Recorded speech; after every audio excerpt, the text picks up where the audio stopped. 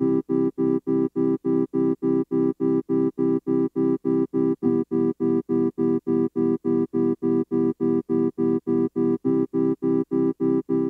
réalité, on s'est beaucoup occupé de tout ce qui tournait autour des auteurs d'infractions, des suspects, on l'a vu notamment avec la réforme de la garde à vue encore récemment, mais la victime, curieusement, n'était pas finalement la première disons, des parties au procès qui étaient concernées.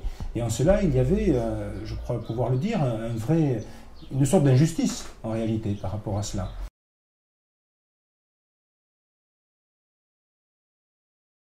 Le président de la République est très attaché aux victimes, au devenir du droit des victimes. Il a tout fait, il prend ça très à cœur. Ce n'est pas du tout quelque chose du moment. Il l'a montré à de plusieurs reprises, il le ressent profondément. C'est une vraie et forte conviction, c'est évident.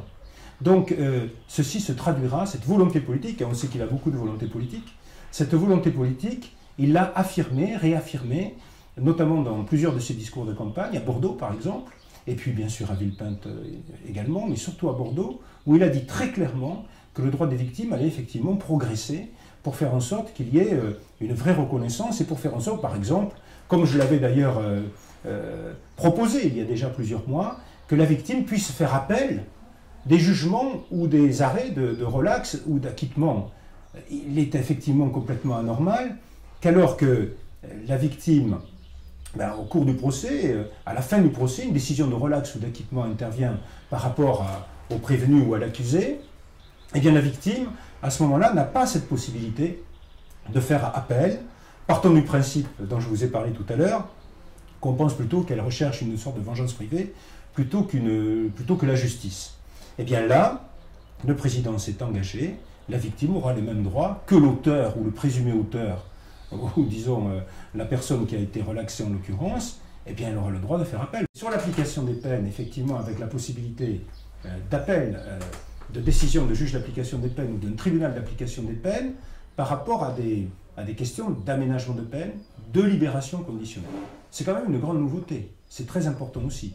Mais c'est dans le droit chemin, dans l'évolution que nous connaissons depuis longtemps. C'est-à-dire, tout comme il faut progresser, faire progresser le droit des victimes au niveau de l'enquête, au niveau du jugement, il faut faire progresser le droit des victimes au niveau de l'application des peines.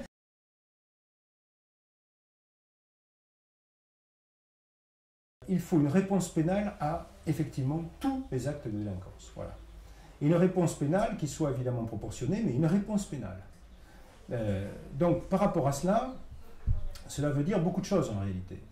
Il faut d'abord une bonne complémentarité entre la police, la gendarmerie et la justice. C'est un énorme sujet. Là aussi, il y a quand même beaucoup de choses à faire par rapport à cela. Dans le respect, naturellement, de l'indépendance de la justice, il faut que l'action de la police et de la gendarmerie se concrétise par des actions de justice qui parachèvent tout le travail qui a été fait jusque-là, naturellement. Et on sait que ce n'est pas toujours le cas pour un certain nombre de raisons.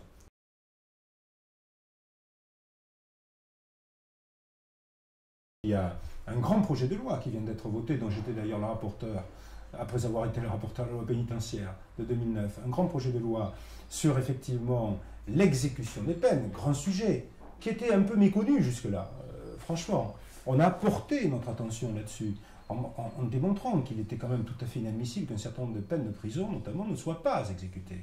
Et donc, il faut pour que les peines de prison soient exécutées, et malgré les possibilités qui ont été données aux juges de faire des alternatives à l'incarcération, des aménagements de peine, etc., eh bien, il est nécessaire, lorsque la juridiction prononce une peine d'emprisonnement ferme, qu'elle soit exécutée. Et pour cela, premièrement, il faut construire des prisons. Construire des places de prison. Nous avions fait en 2002, là aussi je m'en étais occupé, le programme 13 200 places, qui est fait, qui est achevé. Et donc cette année, 2012, nous avons le programme 24 000 places.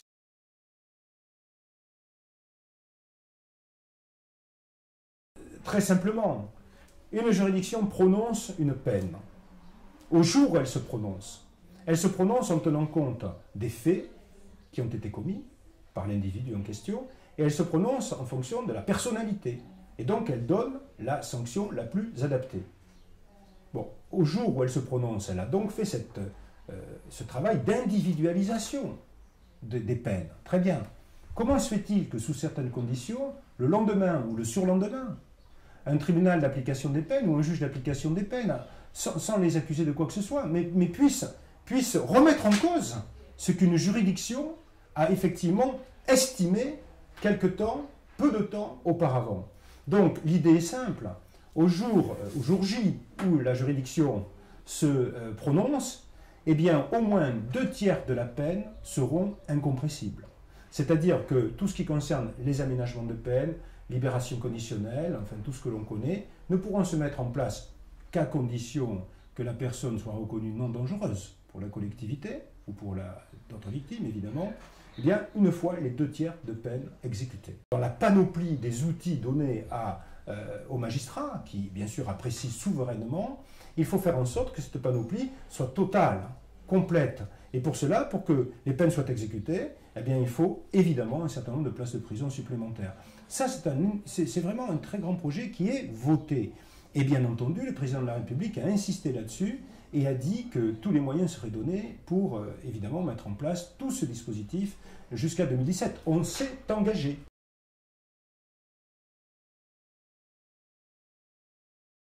Ça a été une révolution juridique, une révolution. Parce que lorsque on parle pour la première fois quasiment de dangerosité, c'est la loi de 2005 où on a mis en place le bracelet électronique.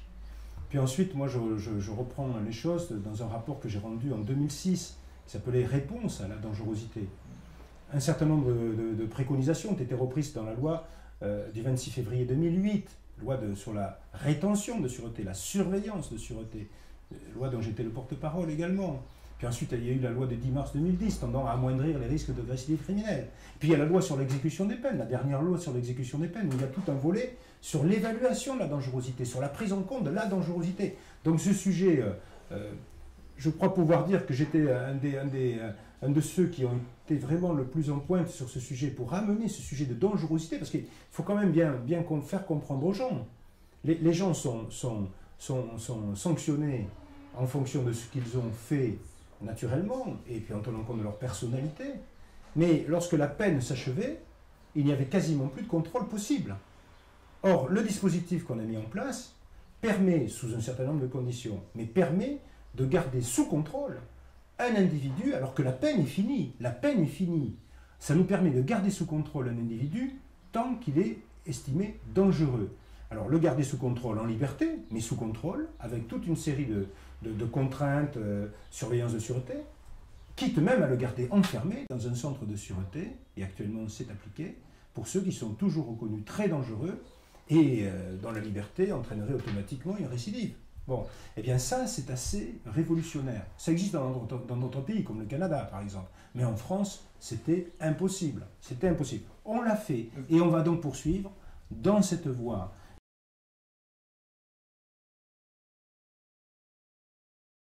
La justice, en fait, est une institution majeure de l'État, un pilier régalien, exécutif, législatif, judiciaire, et qui est en réalité très méconnu, assez méconnu. Et lorsque les citoyens ont affaire à la justice, ça ne se passe pas toujours très bien, les gens ne comprennent pas, il y a une très vaste incompréhension. Donc, première, je crois, des pistes à suivre, c'est faire en sorte que la justice soit vraiment plus transparente, mieux connue. C'est-à-dire qu'elle s'ouvre sur l'extérieur. Et je crois que, très franchement, je crois que le monde judiciaire est assez demandeur de cela. J'en suis persuadé. Parce que là, actuellement, les gens sont crispés de part et d'autre. Donc il est nécessaire vraiment de changer les choses de ce côté-là.